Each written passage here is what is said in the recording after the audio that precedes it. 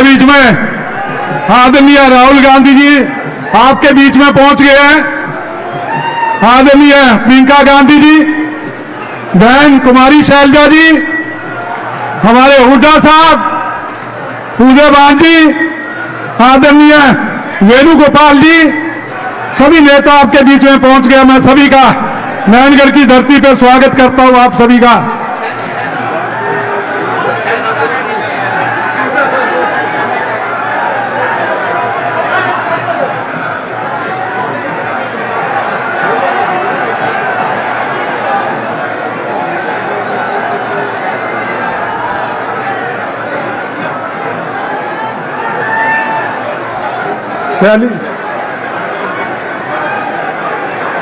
शैली नहीं है,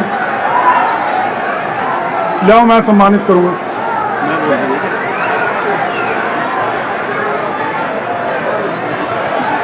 मैं आपकी उम्मीदवार शैली चौधरी जी से निवेदन करूंगा कि वो राहुल जी का स्वागत करें।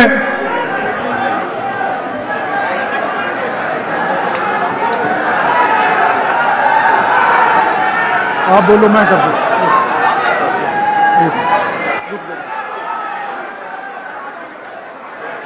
एक मिनट खुद को जा, शॉल दो, शॉल आ गया।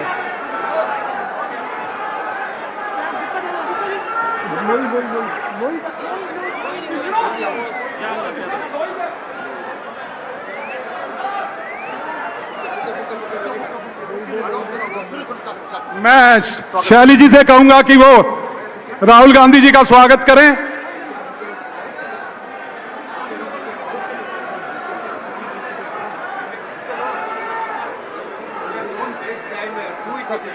वो बीच में रख दे।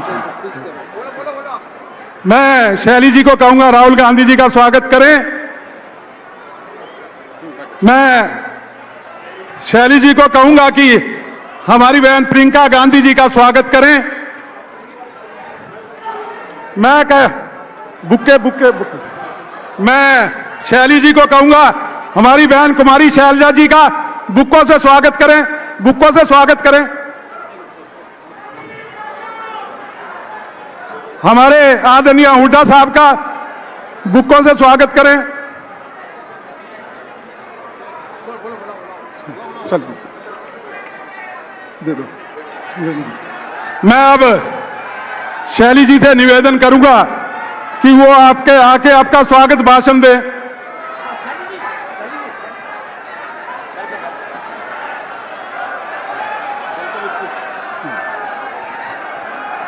आप सबको मेरा राम राम। यहाँ पे पहुंचे हुए हमारे जन जन के नेता आदरणीय राहुल गांधी जी, हमारी नेता प्रियंका गांधी जी, आदरणीय बहन शैलजा जी, आदरणीय हुड्डा साहब जी, आदरणीय हमारे हरियाणा के अध्यक्ष उदयवान जी, आदरणीय हमारे सांसद वरुण जी, सम्मानित मंच, जन जन नारायणगढ़ से आए हुए सभी मेरे बुजुर्गों, मेरी माताएं, बहनें, हमारे नौजवान साथियों, आप सबका मैं धन्यवाद करती हूँ और अपने नेताओं का, राहुल गांधी जी का नारायणगढ़ की इस पावन भूमि पर आने पर मेरा बहुत बहुत स्वागत, अभिनंदन और आभार प्रकट करती हूँ। राहुल जी, ये नारायणगढ़ की, नारायण भगवान की भूमि, आप यहाँ पर पहुंचे, आपका बारंबार बारंबार अभिनंदन, स्वागत। राहुल जी, मैं आपको बताना चाहती हूँ, आज से 40 साल पहले यहाँ पे स्वर्गीय आदरणीय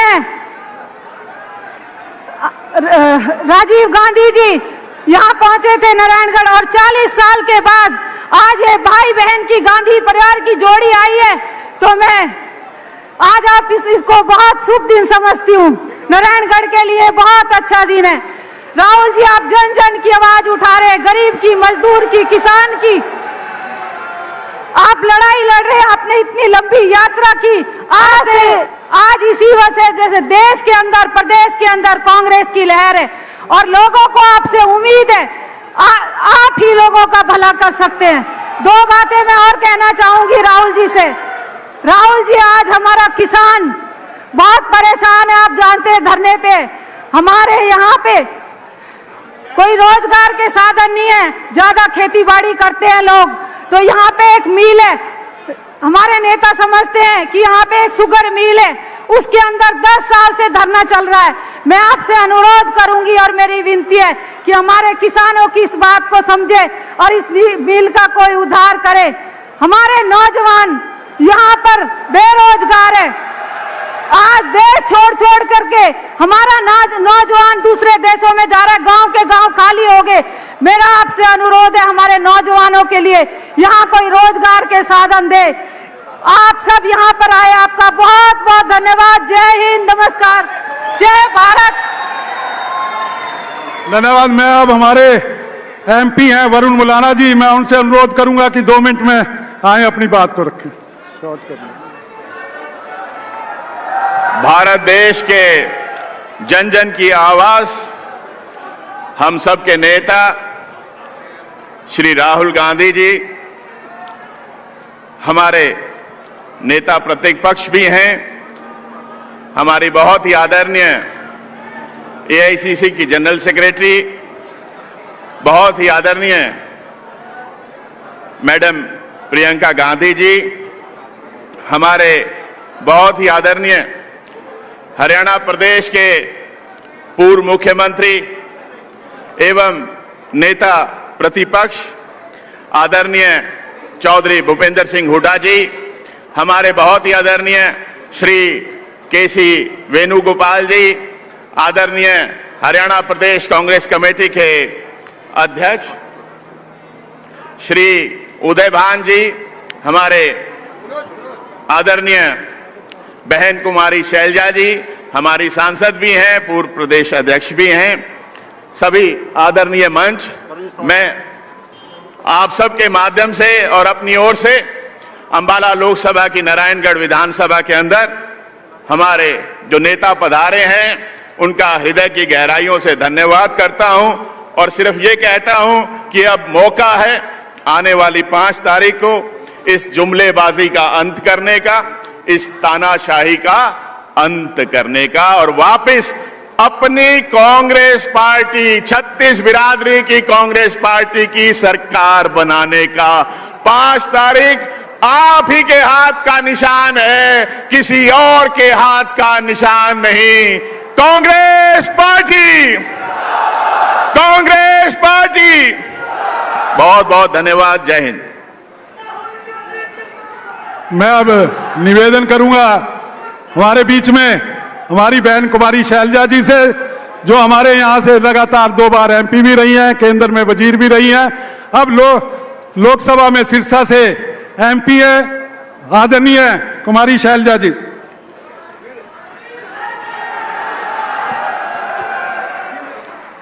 हमारे बहुत ही सम्मानित नेता, सबके दिल की धड़कन, जिनका हम इंतजार कर रहे थे, राहुल गांधी जी, हमारी बहुत ही सम्मानित नेता, हमारी बहन प्रियंका गांधी जी, हमारे general secretary organisation Shri Venugopal ji, हमारे पीसीसी अध्यक्ष श्री उदय भान जी, हमारे नेता प्रतिपक्ष विधानसभा में पूर्व मुख्यमंत्री सीएलपी लीडर श्री भूपेंद्र हुड्डा जी, यहाँ से हमारे सांसद वरुण चौधरी जी, यहाँ से हमारी विधायक छोटी बहन शैली चौधरी जी, हमारे कार्यकारी अध्यक्ष रामकिशन जी गुजर और मंचासीन हमारे सभी सम्मानित कांग्रेस के नेतागण, हमारे साथीगण, यहाँ पर इतने उत्साहित बैठे हमारे बहुत ऊर्जावान नौजवान साथियों, मेरे सम्मानित बुजुर्गों, मेरी बहनों, मीडिया के हमारे साथीगण, साथियों, मैं आप सब की ओर से, अपनी ओर से, अपने नेता राहुल गांधी जी का बहुत बहुत स्वागत करती हूं। हमारी नेता प्रियंका गांधी जी का दिल की गहराइयों से स्वागत करती हूं और इनका धन्यवाद करती हूं कि आपने जो आज यहां आकर, वैसे तो जब यात्रा निकाली राहुल जी ने और हमारे उत्तरी हरियाणा से निकले, आपने असली जान तो कांग्रेस में तब फूंक दी थी। और ये सभी लोग रात रात को वहां पर बैठकर सुबह 5 बजे से आपका इंतजार कर रहे थे। राहुल जी, 2 घंटे का केवल आपका वहां से यात्रा से गुजरना था, लेकिन आप एक जान डाल गए थे पूरे हरियाणा में। और आज उसका नतीजा हम देख रहे हैं, जो हरियाणा में एक ये लहर है, और आज आपके और प्रियंका जी के आने से ये और ज्यादा तेज हो गई। इसके लिए आपका धन्यवाद। ज्यादा कुछ ना कहते हुए, भाजपा के दिन लद गए हैं। केंद्र में तो आपने मोदी जी को कॉर्नर किया हुआ है। पूरे देश में आज मोदी जी के नाम पर जो एक वो पहले जुमलेबाजी थी, वो अब खोखलापन साबित हो गया। हरियाणा में भाजपा ना नीति है ना नेता है। लोग इंतजार में हैं कि कब भाजपा की सरकार को उखाड़ फेंके, वो दिन आ गया है और कांग्रेस की सरकार बने आपकी रहनुमाई में। ज्यादा कुछ ना कहते हुए एक बार फिर आपका मैं यहाँ पर स्वागत करती हूँ और दिल की गहराइयों से धन्यवाद करती हूँ। और आप सबसे अपील है कि आप ज्यादा से ज्यादा बहुमत से जितना वरुण जी को जिताए, उससे डबल बहुमत से आप शैली जी को जिताएंगे और आसपास की सीटों पर भी आप सब जगह कांग्रेस पार्टी को जिताएंगे। बहुत बहुत धन्यवाद। जय हिंद। धन्यवाद। अब मैं निवेदन करूंगा नेता प्रतिपक्ष पूर्व मुख्यमंत्री चौधरी भूपेंद्र सिंह हुड्डा जी से कि वो भी आकर अपना संबोधन दें।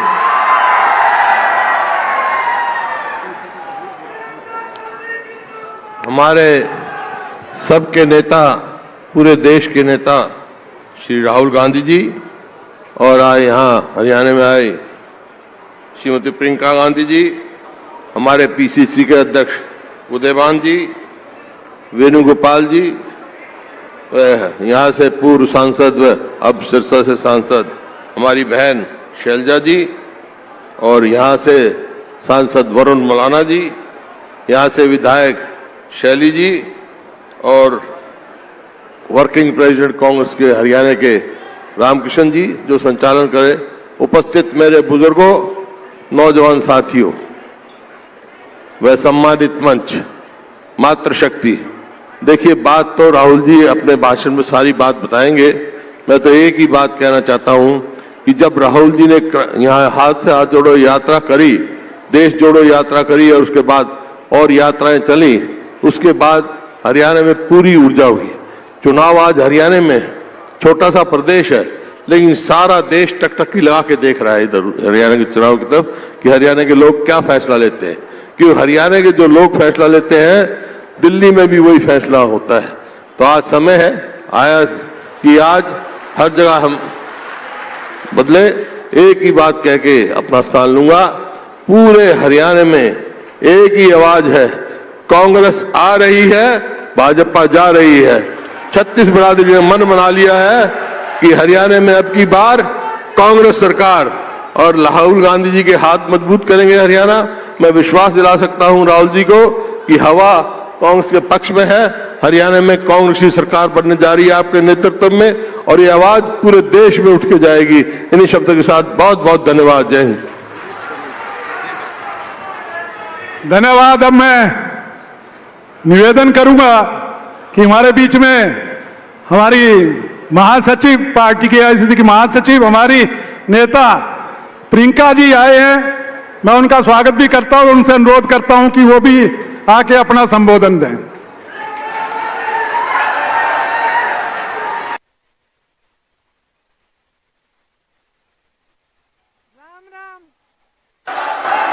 भाई और बहनों, आप सबको मेरा राम राम। देखिए, ये हरियाणा की धरती है, महाभारत की धरती है। भगवान श्री कृष्ण ने यहीं पे भगवत गीता का उद्देश्य दिया। यहीं से एक संदेश हमेशा के लिए यहां से उठा, न्याय का संदेश। वो संदेश जिसने हमारे धर्म को बनाया, हमारे देश को बनाया, हमारे संविधान को बनाया। आपने हमेशा इस देश की रक्षा की है। यहाँ के किसानों ने, यहाँ के जवानों ने, यहाँ के खिलाड़ियों ने पूरे देश का सम्मान रखा, देश के हित का सम्मान किया, उसकी सुरक्षा की। आप अपने बच्चों को पालते पोसते हैं, आपके ही बच्चे हमारी सरहद पे जाकर हमारे देश की सुरक्षा करते हैं, जान देने के लिए तैयार रहते हैं। हर पल हरियाणा के प्रदेश के बच्चों ने, आपके बच्चों ने, यहाँ की बहनों ने, यहाँ के बुजुर्गों ने पूरे देश का सम्मान सुरक्षित रखा है। 10 सालों से आपके प्रदेश में भाजपा की सरकार रही है और आपको इस सम्मान की सुरक्षा करने के बदले में इन्होंने क्या दिया? आपको अपमानित किया और आपका निरादर किया। हर स्तर पर आपका निरादर किया। यहाँ क्या किसान इस पूरे देश का अन्नदाता है। आपने आंदोलन किया, 3 काले कानून लाए, आपने आंदोलन किया, आप खड़े रहे, डटे रहे। आपको क्या मिला? आंसू गैस मिली, लाठियां मिली, सुनवाई नहीं मिली। आपको कहा गया था कि एमएसपी मिलेगी। आज भी जो एमएसपी है 24 आपके जो उपज है उन पे दे रहे हैं, इनमें से तो 10 आप उगाते ही नहीं है। यहां आपके साथ विश्वासघात हुआ। हर स्तर पर नौजवानों के साथ देखिए, यहां पे इतनी बेरोजगारी है कि मुझे बताने की जरूरत नहीं है। आप हाथ उठा के बताइए कितनों को रोजगार मिला है इस सरकार से। एक हाथ नहीं उठेगा, सब मना कर रहे हैं। यहां के नौजवान कर्मठ हैं। हम दिल्ली के बड़े शहर में देखते हैं, दिल्ली में, मुंबई में, अलग अलग शहरों में यहां से पलायन करके जाते हैं। रोजगार वहां मिलता है तो हम खुद देखते हैं। जब भी मैं मिलती हूं, कोई हरियाणा का युवा है, मुझे मालूम होता है ये कर्मठ बच्चा है, मेहनती बच्चा है, इसका आत्मसम्मान है। लेकिन हरियाणा के अपने प्रदेश में जो 10 सालों से सरकार चल रही है, उसने इसका भी सम्मान नहीं किया।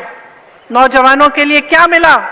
बेरोजगारी मिली, अग्निवीर जैसी स्कीमें मिली, जिससे आपको बताया गया कि आप सरहद पे भी जाएंगे, शहीद होने को तैयार होंगे, तब भी आपको कुछ नहीं मिलेगा। 4 साल बाद वापस आइए और फिर से बेरोजगारी का आप संघर्ष करिए। पहलवानों को देखिए, हमारे खिलाड़ी हैं, इनके साथ क्या किया गया? हमारा सम्मान रखते हैं, पूरा देश देखता है, ओलंपिक्स में जाते हैं, हिम्मत करते हैं, इतनी मेहनत करते हैं। मैं जानती हूं कि गांव-गांव का बच्चा हरियाणा में मेहनत करके आगे बढ़ता है स्पोर्ट्स में। और उनके साथ क्या किया गया?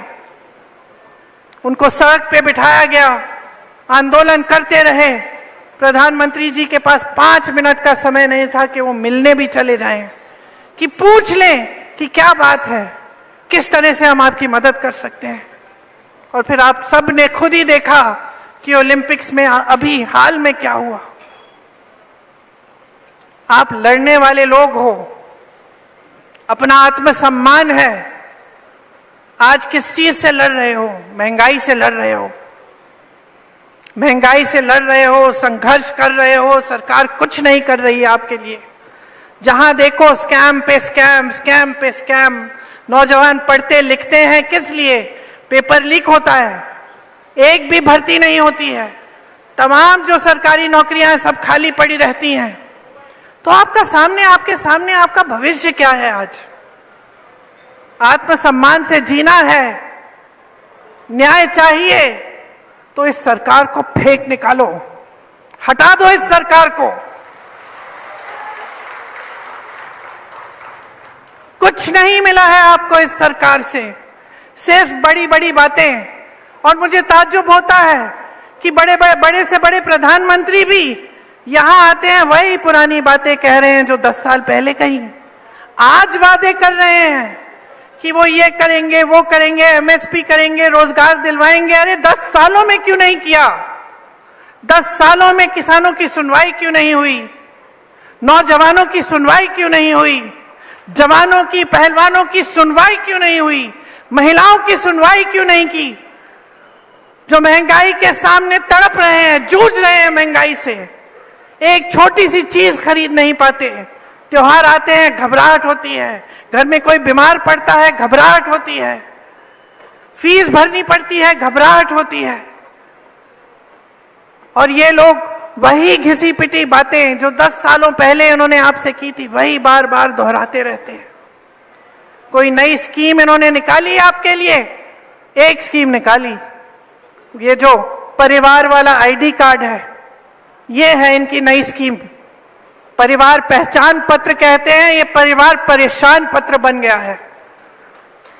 इसके लिए भी आपको परेशानियां ही झेलनी पड़ रही हैं, इसके अलावा कुछ नया नहीं लाए हैं। आपको मजबूत करने के लिए, आपके भविष्य को उज्जवल करने के लिए, आपको सम्मान देने के लिए कुछ नहीं लाए हैं। शैलजा जी ने कहा कि यहां कांग्रेस की लहर है, हुड्डा जी ने भी कहा कि पूरे हरियाणा में कांग्रेस की लहर है। मैं कहती हूं ये आपके सम्मान की लहर है, ये आपके सम्मान की लहर है। अब समय आया है कि संविधान के द्वारा जो आपको वोट दिया गया है, इसको आप एकदम सावधानी से आप इसका इस्तेमाल करें। अगर आज आप बट जाएंगे और किसी भी राजनीतिक दल ने आपको बांटने की कोशिश की और आप बट जाएंगे, आप इनके बहकावे में आ जाएंगे, तो आपको अपना सम्मान वापस नहीं मिलेगा। इस संविधान ने आपको सम्मान दिया है, इस संविधान ने आपको हक दिया है, अधिकार दिया है। इस संविधान को बदलने वाले जो बात करते हैं कि इस संविधान को बदलेंगे, उनको आप बदल डालें। ये सम्मान की लहर जो पूरे प्रदेश में फैली हुई है, इसको और भी मजबूत बनाइए। भाजपा जा रही है, कांग्रेस आ रही है, आपका सम्मान आ रहा है। आप मेरे साथ एक बार कहिए, भाजपा जा रही है, कांग्रेस आ रही है। डटकर वोट दीजिए। कांग्रेस के जितने भी नेता हैं, ये आपके लिए समर्पित हैं। ये हमेशा से जमीनी नेता रहे हैं, यहां पर सब मंच पे बैठे हैं।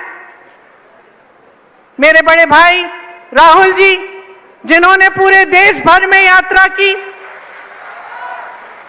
इससे बड़ा समर्पण आप मुझे पूरे देश भर में दिखा दीजिए, जो आपके लिए अपने जान देने के लिए तैयार हैं, जो दिन रात आपके लिए, आपकी एकता के लिए, आपके सम्मान के लिए काम करते हैं। हुड्डा जी बैठे हैं, शैलजा जी बैठी हैं, तमाम हमारे कार्यकर्ता, हमारे कांग्रेस के पदाधिकारी बैठे हैं, सब आप ही के लिए समर्पित हैं। हरियाणा को मजबूत बनाने के लिए, हरियाणा के विकास के लिए, आपके लिए दिन रात काम करके दिखाएंगे। आप हमारे हाथ मजबूत करिए, इस चुनाव में दिखाइए कि आप आज भाजपा से थक चुके हैं, ऊब चुके हैं। आप आज एक नई सरकार चाहते हैं जो आपके लिए काम करे, जो 24 घंटे आपके सम्मान को उभारे और आपको मजबूत बनाए। आपको बहुत बहुत धन्यवाद। लंबी बात नहीं कहना चाह रही थी, मैं जानती हूं आप राहुल भैया की बातों को सुनने के लिए बहुत इंतजार कर रहे हैं, इसलिए अब मैं राहुल जी से कहती हूं आके आपसे बात करें। धन्यवाद। धन्यवाद। अब मैं जिनका आप लंबे समय से इंतजार कर रहे थे, आदरणीय हमारे नेता राहुल गांधी जी वो आपके बीच में आए, अपना संबोधन दे। और मैं हमारे कैंडिडेट हैं जो तीनों, उनसे निवेदन करूंगा एक बार आगे आ जाएं। आगे तीनों कैंडिडेट चले जाना, चले जाओ।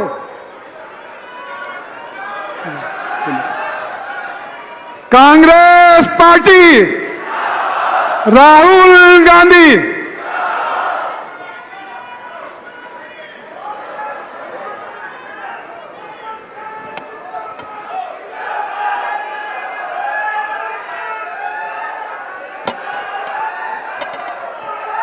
केसी वेणुगोपाल जी,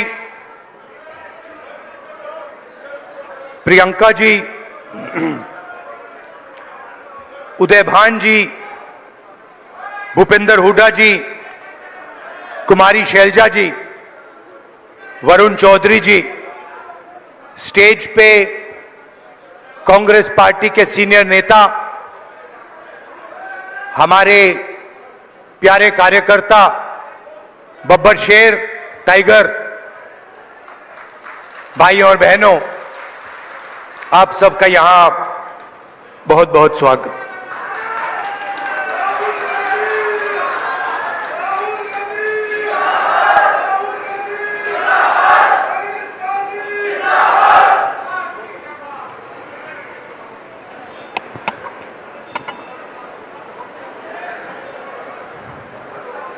मैं सबका भाषण सुन रहा था। प्रियंका ने बात की, हुड्डा जी ने बात की, शैलजा जी ने बात की, और हर भाषण में सम्मान शब्द का प्रयोग किया गया।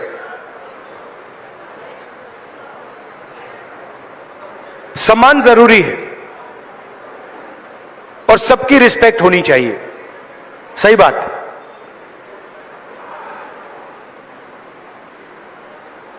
मगर उतनी ही जरूरी बात जेब में, हमारे लोगों के जेब में कितना पैसा जा रहा है और जेब में से कितना पैसा खींचा जा रहा है। आपके पास सामान हो, मोदी जी आपकी 24 घंटा रिस्पेक्ट करें, मगर 24 घंटा आपके जेब में से पैसा निकलता जाए और आपके जेब में पैसा ना आए तो सामान हो सकता है मगर भूखे मर जाएंगे।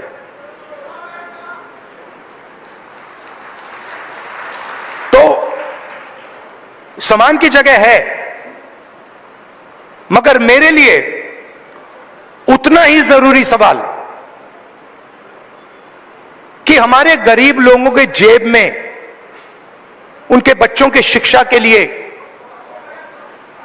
स्वास्थ्य के लिए, भविष्य के लिए बैंक अकाउंट में कितना पैसा है, सीधी सी बात।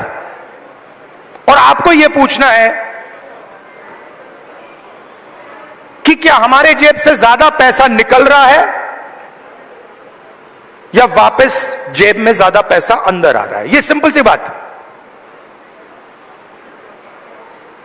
और अगर निकल रहा है, खींचा जा रहा है, तो कैसे निकल रहा है, कौन निकाल रहा है, और अगर जेब में आ रहा है तो कौन डाल रहा है और कैसे डाला जा रहा है।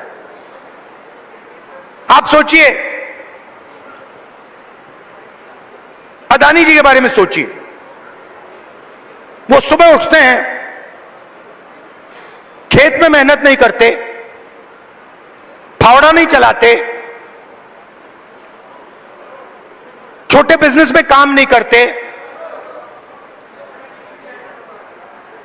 अच्छा खाना खाते हैं, सबसे बड़े महलों में रहते हैं, और हर सुबह 24 घंटा उनके बैंक अकाउंट में धड़ाधड़ धड़ाधड़ धड़ाधड़ धड़ाधड़ पैसा आता है, नॉन स्टॉप। मतलब जैसे सुनामी आती है ना, वैसे ही उनके बैंक अकाउंट में पैसा घुस रहा है। और जितना ही पैसा उनके बैंक अकाउंट में सुनामी जैसे घुस रहा है, उतना ही पैसा आपके बैंक अकाउंट में से तूफान जैसे पैसा निकलता जा रहा है। आप कहते हो भाई महंगाई बढ़ गई, पेट्रोल के दाम बढ़ गए, प्याज के दाम बढ़ गए। किसान कहता है धान खरीदा नहीं जा रहा, कोई कहता है मुझे रोजगार नहीं मिल रहा। अभी मैं अमेरिका गया, अमेरिका में छोटे से घर में, छोटे से कमरे में, मतलब 10 फुट 15 फुट बाय 15 फुट, उसके अंदर 15-20 हरियाणा के युवा। मैंने आपसे पूछा ये अमेरिका में क्यों बैठे हैं? ये हरियाणा से क्यों भागे? उनसे मैंने पूछा, पता नहीं आपने वीडियो देखा नहीं देखा, उनसे मैंने पूछा भाई आप बताओ हरियाणा में इतनी कमी क्या है कि आप गए? कहते हैं राहुल जी हम सिर्फ गए नहीं, जान पर खेल कर गए। पहले हम टर्की गए, टर्की के बाद हम कजाकिस्तान गए, कजाकिस्तान के बाद हम कोलंबिया गए, कोलंबिया के बाद सूरीनाम, सूरीनाम के बाद पनामा। पूरी दुनिया के चक्कर काटे, बोट में गए, बोट डूब गई, हमारे दोस्त मरे, हमारे आंखों के सामने डूबे। जंगल में माफिया के लोगों ने गोली मारी, जो चल नहीं पा रहा था उसको उड़ा दिया, खत्म कर दिया। हमने उसकी लाश देखी, वीडियो दिखाया उन्होंने। हमारे लॉयर्स ने कहा भैया इसको वीडियो को आप न मत दिखा देना। वहां पे एक साथ खाना पका रहे हैं। एक मुझे कहता है राहुल जी मैं ट्रेलर में रहता हूं, हर रोज कोई ना कोई आकर मुझे पीट देता है, हर रोज कोई ना कोई आकर मुझे पीट देता है। वो ड्रग्स लेते हैं और रात को आके मुझे मारते हैं। दूसरा कहता है भाई राहुल जी मेरा एक्सीडेंट हो गया, मेरा पूरा पेट बाहर निकल गया, मैं चल नहीं पाता हूं। उन्होंने मुझे कहा जाके हमारे परिवार से मिलिए। मैंने कहा क्यों? कहते हैं राहुल जी हम इनको 10 साल के लिए नहीं मिल पाएंगे। 10 साल के लिए हम ना अपने माता, ना अपने पिता, ना अपने बच्चों को देख पाएंगे, क्योंकि अगर हम वापस गए तो वापस अमेरिका नहीं आ पाएंगे। मैंने पूछा कितने पैसे लगे, मतलब जेब से कितना पैसा निकला रोजगार ढूंढने के लिए? कहते 50 लाख रुपए लगे। मैंने कहा कहां से आए? आधे कहते खेत बेचकर, दूसरे लोन कितना दिया? 2% प्रति महीना, मतलब साहूकार से लोन लिया। अगर कोई 2% प्रति महीना लोन ले लेता है वो बच नहीं सकता,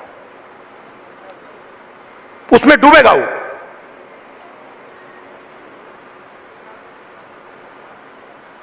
$50 लाख रुपए उनके जेब में से छीने गए क्योंकि हरियाणा उनको रोजगार नहीं दे सकता है।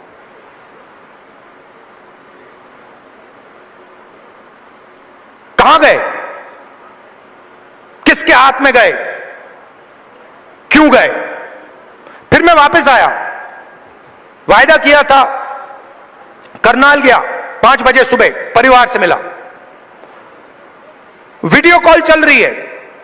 मैं सोच रहा हूं ये हो क्या रहा है?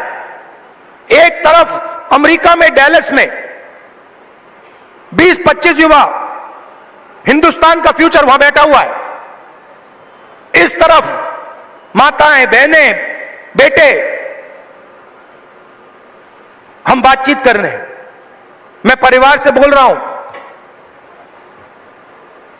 और बात करते हुए एक छोटा सा लड़का देव दौड़ता हुआ कंप्यूटर के पास जाता है, कंप्यूटर को ऐसे पढ़ता है, पकड़ता है, चिल्लाता है पापा पापा पापा पापा वापस आओ। पापा मुस्कुरा रहा है। मैंने देखा ये मुस्कुराना नहीं चाहता है, ये रोना चाहता है। मगर इसको अपने बेटे के सामने मुस्कुराना पड़ रहा है। क्यों? क्योंकि उसके जेब में से हर रोज पैसा निकाला जाता है। उसे कहा जाता है महंगाई है। क्यों है? क्योंकि अंबानी और अदानी जैसे लोग हिंदुस्तान के किसानों से, मजदूरों से उनका हक छीनते हैं, उनकी कमाई का पैसा छीनते हैं। हर रोज होता है। नया कानून बनता है, कहा जाता है किसान के लिए कानून बनाए गए। किसान के लिए अगर कानून बनाए गए हैं तो हिंदुस्तान के सारे किसान सड़क पे क्यों आए? क्योंकि किसान जानता है कि हमारे जेब में से एक और तरीके से अब पैसा छीना जाएगा। जमीन ले लेते हैं। भाइयों, आप एक बात समझो, आप एक दुनिया में हो जहां आप जमीन खरीदते हो। अगर आपको जमीन चाहिए, आप किसी और के पास जाते हो, कहते हो भैया मुझे जमीन चाहिए। वो आपसे कहता है ये 50 लाख की जमीन है, 50 लाख रुपए दो, 1 करोड़ रुपए दो, मैं आपको जमीन दूंगा। ये नॉर्मल होता है, हिंदुस्तान के हर नागरिक के साथ होता है। ये अंबानी अदानी के साथ नहीं होता। अदानी कहता है मोदी जी से, मोदी जी मुझे ये जमीन अच्छी लग रही है, कोई पेमेंट की जरूरत नहीं। हिंदुस्तान के किसान को परे कर दिया जाता है। नया शब्द विकास। विकास के लिए जमीन चाहिए। किसकी जमीन? गरीबों की जमीन, किसानों की जमीन। अमीरों की जमीन नहीं चाहिए विकास के लिए। मतलब अदानी जी से 1 एकड़ कभी नहीं लिया गया विकास के लिए। अंबानी से 1 एकड़ नहीं लिया गया विकास के लिए। हिंदुस्तान के किसानों से रोज विकास के लिए जमीन ली जाएगी। खेत खत्म हो गए, धान नहीं खरीदा जाता, सही रेट नहीं मिलता, फिर आप भगते हो सेना की ओर। आप कहते हो चलो यहां काम नहीं हुआ, चलो आर्मी में जाते हैं, बॉर्डर पे खड़े हो जाएंगे, देशभक्ति की आग है उसे जलाएंगे और वहां खड़े हो जाएंगे। फिर मोदी जी कहते हैं नहीं भैया, वहां से भी हम आपके जेब में से चोरी करेंगे। यह अग्निवीर स्कीम नहीं है, यह गलतफहमी में मत रहिए। यह जवानों की पेंशन चोरी करने का तरीका है। सीधी सी बात है। जो नॉर्मल जवान होता है उसे पेंशन दी जाएगी, पूरी जिंदगी उसे पेंशन दी जाएगी। जिसको अग्निवीर नाम दिया है उसे पेंशन नहीं मिलेगी। मतलब अग्निवीर से उसके जेब से पैसा छीना गया है। कहां गया? अदानी जी के जेब में। आप देखिए बड़ी बड़ी उनके, जाइए वेबसाइट पे जाइए, Adani defence, Adani defence Israel की कंपनी है, अमेरिका की कंपनी है, उसमें अदानी का लेना देना नहीं है। इजराइल की कंपनी हथियार बनाती है, उस पे अदानी का लेबल लगता है। कारतूस बनाती है, ड्रोन बनाती है, उस पे लेबल लगता है अदानी। और हिंदुस्तान की सेना अदानी से खरीदती है, मार्जिन अदानी बनाता है, उसका आधा राजनीतिक दल को मिल जाता है, मोदी जी की मार्केटिंग में चला जाता है। तो सम्मान बहुत जरूरी है, मगर पैसे के बिना सम्मान मिल ही नहीं सकता। और मेरा लक्ष्य, जितना पैसा मैं बता रहा हूं आपको, याद रखो, जितना पैसा इन्होंने अदानी अंबानी को दिया है उतना पैसा मैं हिंदुस्तान के किसान, मजदूर, गरीब, दलित उनके जेब में डालने वाला हूं। एक ना एक तरीका निकाल कर, एमएसपी दिलवाकर, कर्जा माफ कर मैं बता रहा हूं, जितना नरेंद्र मोदी ने इनको दिया ना, आप देख लेना, उतना पैसा हम कांग्रेस पार्टी में गरीबों को देने वाले हैं। सिंपल सी बात है, सिंपल सी बात है। आपके जेब में से कितना निकल रहा है और जेब में कितना जा रहा है।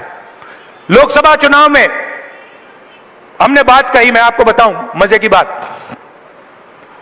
हमने कहा कि हम चाहते हैं कि हिंदुस्तान की हर गरीब महिला के बैंक अकाउंट में 1 लाख रुपए डालना है। वो सारे एक्सपर्ट खड़े हो गए, मैं बता रहा हूं आपको, सारे एक्सपर्ट खड़े हो गए, नहीं नहीं नहीं नहीं नहीं नहीं, नहीं हो सकता, करा नहीं जा सकता, ऐसे नहीं होता। मैंने उनसे कहा देखो भैया, आप एक्सपर्ट हो, आपको जो बोलना है बोल दो, मगर 1 लाख रुपया हिंदुस्तान की गरीब महिलाओं के बैंक में जाएगा। आपको अच्छा लगे ना लगे, आपको जो कहना है जो करना है कर लो, मुझे कोई फर्क नहीं पड़ सकता। अगर 16 लाख करोड़ रुपया अदानी जैसे लोगों का कर्जा माफ हो सकता है, तो मैं बता रहा हूं 16 लाख करोड़ रुपया आपका कर्जा माफ हो सकता है। और मैं ये नहीं कह रहा हूं, मैं ये नहीं कह रहा हूं कि भैया उनका मत करो, इनका करो। मैं कह रहा हूं कि अगर अरबपतियों का हो सकता है तो फिर किसानों का हो सकता है। अगर आप न्याय चाहते हो, आप चाहते हो कि किसान का कर्जा माफ ना हो, मोदी जी कहते हैं किसान का कर्जा माफ नहीं होना चाहिए, तो फिर ठीक है, हर किसान इस बात को एक्सेप्ट करेगा,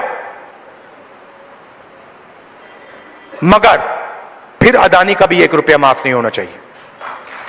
अगर आप कहते हो कि अदानी का पैसा माफ होगा, तो फिर किसान का होगा, मजदूर का होगा, स्टूडेंट्स का होगा, माताओं बहनों का होगा। और अगर आप चाहते हो कि हिंदुस्तान के किसान का कर्जा माफ ना हो, हम एक्सेप्ट करने को तैयार हैं, मगर फिर अरबपतियों का नहीं होगा। मगर अगर आप उनको पैसा देते हो तो इनको देना ही पड़ेगा।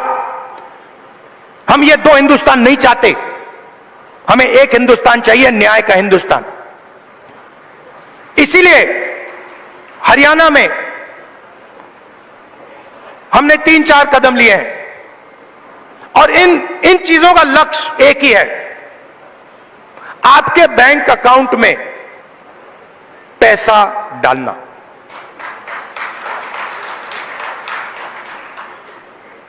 सबसे पहले महिला शक्ति योजना, 2000 रुपए हर महीने महिलाओं के बैंक अकाउंट में। आजकल गैस सिलेंडर कितने का है? कितने का लगता है गैस सिलेंडर? 1200, 700 रुपए, मतलब 500 रुपए का गैस सिलेंडर में लगेगा, 700 रुपए आपके बचेंगे, जेब में 700 रुपए जाएंगे। सामाजिक सुरक्षा,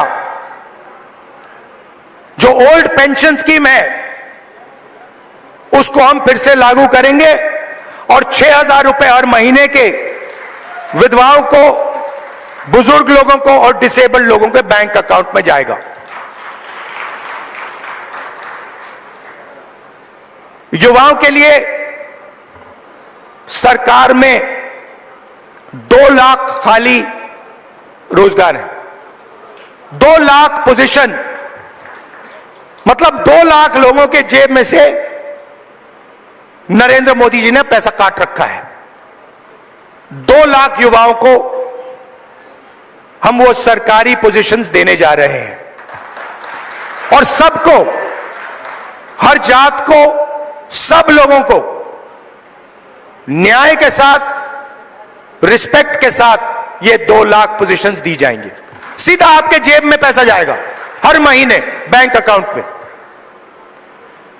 किसान को गारंटीड एमएसपी हरियाणा में, और जो अभी आपका धान नहीं खरीदा जा रहा है, चुनाव खत्म होते ही, कांग्रेस की सरकार आते ही आपके बैंक अकाउंट में धान के लिए पैसा जाना शुरू हो जाएगा।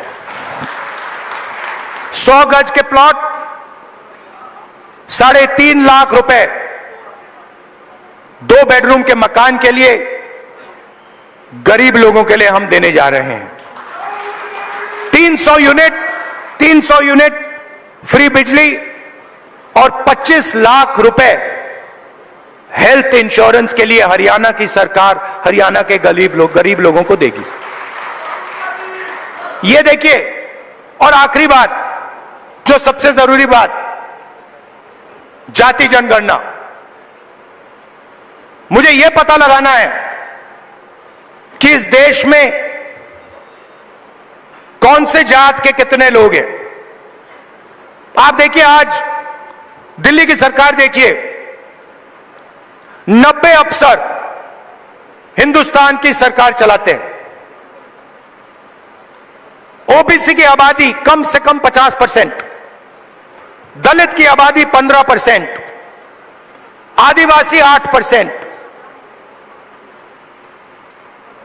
माइनॉरिटी 15%, उसको आप जोड़ेंगे 90% हो जाता है। 90 अफसर में से जो हिंदुस्तान के बजट को बांटते हैं, सब निर्णय लेते हैं, जो हमें आके कहते हैं कि भैया नहीं, गरीबों को पैसा नहीं दिया जा सकता, नहीं किसानों का कर्जा माफ नहीं किया जा सकता, नहीं बीमा का पैसा नहीं एकदम नहीं दिया जा सकता, वही लोग 90 में से 3 ओबीसी वर्ग के हैं। आबादी 50%, 90 में से 3, और 5% बजट का निर्णय वो लेते हैं, और पीछे छोटे छोटे कमरों में उनको बंद कर रखा है। बड़ी मिनिस्ट्री में नहीं मिलेगी उनको, छोटी सी मिनिस्ट्री मिलेगी। बड़ी मिनिस्ट्री में वही 8-9% के लोग, उन्हीं परिवारों के लोग, काम चलता जाएगा। दलित 15% है। 100 रुपए में से 1 रुपये का निर्णय दलित अफसर लेते हैं। 15% आबादी, और अगर हिंदुस्तान की सरकार 100 रुपए खर्च करती है तो 1 रुपया दलित अफसर निर्णय लेता है। इसीलिए मैंने कहा है, कांग्रेस पार्टी ने कहा है, हम ये जानना चाहते हैं इस देश में कितने दलित, कितने आदिवासी, कितने पिछड़े वर्ग के लोग हैं, और यह भी जानना चाहते हैं कि इस देश का जो धन है, जो संस्थाएं हैं, जो बिजनेसेस हैं, उसमें दलित कितने, आदिवासी कितने, पिछड़े कितने, ये हम पता लगाना चाहते हैं। छोटा सा उदाहरण देता हूं आपको, आप चौंक जाओगे, हिल जाओगे। आप खेती करते हो, लगे रहते हो, आप छोटा बिजनेस चलाते हो, नोटबंदी लग जाती है, गलत जीएसटी लग जाती है, आपको दबाया जाता है, कुचला जाता है। फिर मैं आपसे पूछता हूं, 90% आबादी है आपकी, दलित, आदिवासी, पिछड़े, माइनॉरिटी, और गरीब जनरल कास्ट, उसमें 5% और जोड़ दो, 95% आपकी आबादी। अब मैं आपसे सवाल पूछता हूं, हिंदुस्तान के सबसे बड़े कॉर्पोरेट, 250 सबसे बड़े कॉर्पोरेट्स, उसमें मुझे बता दो ओबीसी कितने, दलित कितने, आदिवासी कितने, गरीब जनरल कास्ट के कितने, मुझे बता दो। नहीं जानते आप, मैं बताता हूं। 250 में से एक दलित नहीं है, एक आदिवासी नहीं है, एक पिछड़ा नहीं है, और पूरा का पूरा कॉर्पोरेट सेक्टर 24 घंटा कानून बनवाता है। उसमें आपका कोई है ही नहीं, एक दलित नहीं है, एक आदिवासी नहीं है, एक पिछड़ा नहीं है। आपका काम मजदूरी करना, कॉन्ट्रैक्ट पे काम लेना, अमेरिका भागना, और उनका काम काले कानून, किसान कानून बनाना। यही हो रहा है। तो हमने कहा भैया हम पता लगाना चाहते हैं कॉर्पोरेट इंडिया में, मीडिया में पिछड़े लोग कितने हैं, दलित कितने हैं, ये हमारे आए हुए। आप देखो, एक्टर्स की लिस्ट निकालो, इन्फ्लुएंसर्स की लिस्ट निकालो, बड़े बड़े मीडिया के जो ओनर्स हैं उनकी लिस्ट निकालो, उसमें आपको एक पिछड़ा नहीं मिलेगा, एक दलित नहीं मिलेगा, एक आदिवासी नहीं मिलेगा। मतलब 90% हिंदुस्तान है ही नहीं, गेम में ही नहीं है। यह सच्चाई है। और हरियाणा की सरकार पहला कदम है। हरियाणा की सरकार आएगी, यहां पे बदलाव आएगा, मगर फिर दिल्ली में जब सरकार आएगी, मैं आपको बता रहा हूं, मुझे कुछ लेना देना नहीं है। मैंने अपने माइंड में एक बात रख ली है, आपने कहा इज्जत बहुत जरूरी है, उस बात को मैं एक्सेप्ट करता हूं, मगर मैं चाहता हूं, मेरे लिए एक ही चीज जरूरी है, गरीब लोगों की जेब में कितना पैसा जा रहा है और जेब में से कितना पैसा निकल रहा है। ये मेरा इक्वेशन है और इसको मैं छोड़ने वाला नहीं हूं। जहां भी मुझे मौका मिला ना,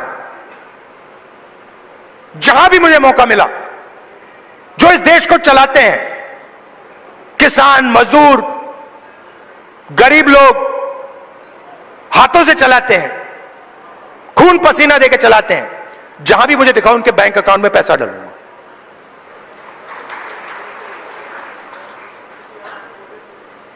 ये मैं आपसे कहना चाह रहा था। मैंने आपको धान की बात बताई कि जैसे ही हमारी सरकार चुनी जाएगी वैसे ही धान का पैसा आपके बैंक अकाउंट में आना शुरू हो जाएगा। दूसरी बात, सरकार बनेगी तो 36 बरादरियों की सरकार बनेगी, सबकी सरकार बनेगी, न्याय की सरकार बनेगी और भागीदारी सबको दी जाएगी।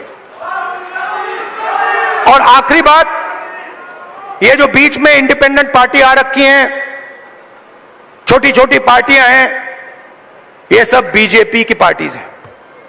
इनका रिमोट कंट्रोल इनके हाथ में है। लड़ाई बीजेपी और कांग्रेस के बीच में है, विचारधारा की लड़ाई है। एक तरफ न्याय, दूसरी तरफ अन्याय, एक तरफ किसानों का हित, गरीबों का हित, मजदूरों का हित, और दूसरी तरफ अदानी जी और अंबानी जी जैसे लोगों का फायदा। यह मोदी जी की सरकार नहीं है, यह अदानी जी की सरकार है। यह बात याद रखिए। और हरियाणा में अदानी जी जैसे लोगों की सरकार नहीं चाहिए। किसानों की, मजदूरों की, गरीबों की सरकार चाहिए। जब भी आपको मेरी जरूरत हो, पार्लियामेंट में भाषण करवाना हो, कोई मुद्दा हो आपका, सरकार पर प्रेशर डलवाना हो, यहां हरियाणा में आके आपसे बात करनी हो, आपको सिर्फ ऑर्डर देना है। आपको कहना है राहुल इधर आओ, मैं हाजिर हो जाऊंगा। आप सबका दिल से बहुत बहुत धन्यवाद, नमस्कार, जय हिंद। और कांग्रेस के कार्यकर्ता, नॉर्मली क्या होता है, आमतौर से क्या होता है, बब्बर शेर अकेले दिखते हैं। जंगल में एक बब्बर शेर दिखता है, एक शेर दिखता है। यहां पे हजारों हमारे शेर आए हुए हैं। एक साथ बाहर जाकर निकलो, बीजेपी को यहां पे हराओ। धन्यवाद, जय हिंद, नमस्कार।